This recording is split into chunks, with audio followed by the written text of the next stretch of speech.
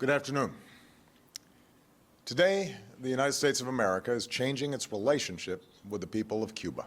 8 months later, after this historic pronouncement by Barack Obama, the U.S. flag was raised in Cuba for the first time in over 50 years, as Washington reopened its embassy in Havana. Since then, President Obama has issued a series of executive orders aimed at easing the embargo that was signed by President Kennedy in 1962.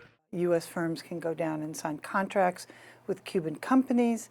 Americans can fairly freely travel there as long as they self-declare their travel within a certain number of pretty broad categories. Just this week, scheduled commercial airlines started flying to Havana for the first time in over half a century. But the Obama administration's historic change in policy could be reversed by incoming president Donald Trump. The president-elect has said that Cuba will need to make further concessions. Over the weekend, since Fidel Castro's death, various spokesmen for the president-elect have come out and said, well, he's going to demand that the Cubans give more political freedom. He's going to demand the release of political prisoners.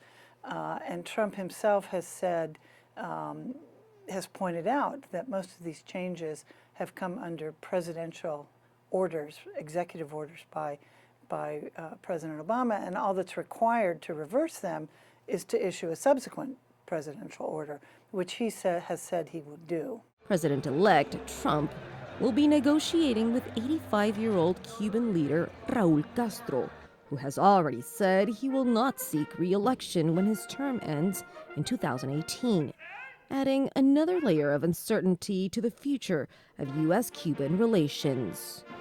Andrea Arenas, Washington.